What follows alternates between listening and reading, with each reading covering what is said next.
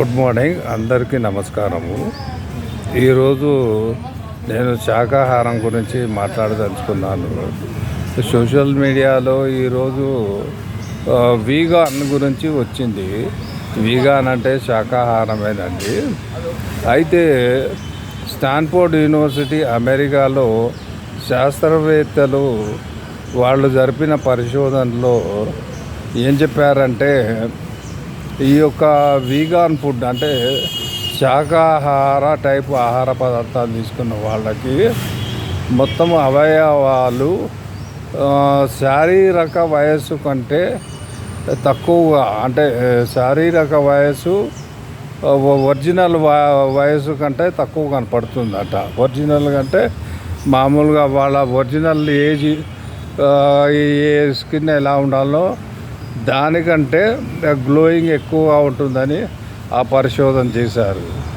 అయితే నేను అనేది శాకాహారం కేవలం తీసుకోండి అని నేనేం అనను, కానీ ఆ వీడియోను బట్టి, ఆ సోషల్ మీడియాలో చూపించిన వీడియో దాన్ని బట్టి ఒకటి ఏంటంటే, శాకాహార ఆహారం తీసుకుంటే డైజెషన్ ఈజీగా, అంటే అరుగుదల చాలా బాగుంటుంది.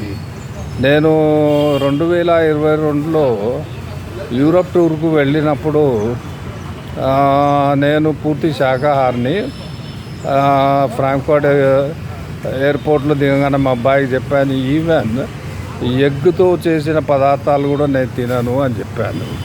ఇక్కడి నుంచి కొన్ని తీసుకుపోయిన పదార్థాలతో మా శాకాహార భోజనం చేసుకొని తినేవాళ్ళము. అక్కడ కూరగాయలు అవి దొరికితే.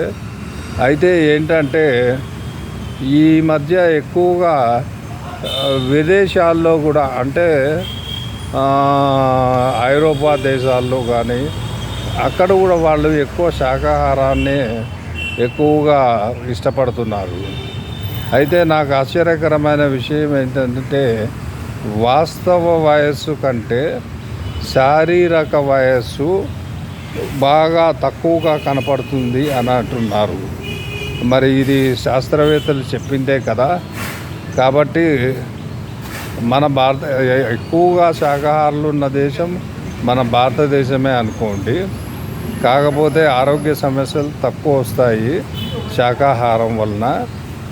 కాబట్టి నేను అనేది శాస్త్రవేత్తలు చెప్తేనే మనకు అర్థమవుతుంది. మనకి ఇంకొకటి ఏంటంటే, మన దేశంలో మనకు ఉన్న స్థలాల్లో ఎక్కడ పడితే అక్కడ మంచి స్థలాల్లో కూరగాయలు, ఆకుకూరలు పండించుకోవచ్చు. దీనివలన కొన్ని ఏంటంటే, కొన్ని అనారోగ్యాలకు, రోగాలకు చాలా దూరంగా ఉంటాము. అందుకే మనమేమో ఇక్కడ వెజిటేరియన్ అంటాం, అక్కడేమో వీగాన్ అంటారు.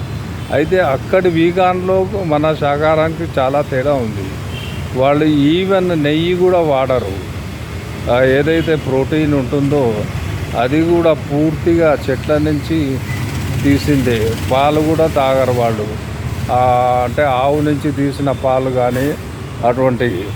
వాళ్ళు సోయాబీన్ అంతా పూర్తిగా ప్లాంట్ బేస్డ్ వెజిటేరియన్ ఫుడ్ తయారు చేస్తారు. ఐస్ క్రీమ్స్ కానీ, మిల్క్ షేక్స్ కానీ. మీరు కూడా ఒకసారి ఆలోచించండి మంచి ఆరోగ్యం గురించి. మరి స్టాన్ఫోర్డ్ యూనివర్సిటీ అమెరికా శాస్త్రవేత్తలు చెప్పినట్టుగా వాస్తవ వయస్సు కంటే శారీరక వయస్సు చాలా ఇదిగా ఉంటుంది.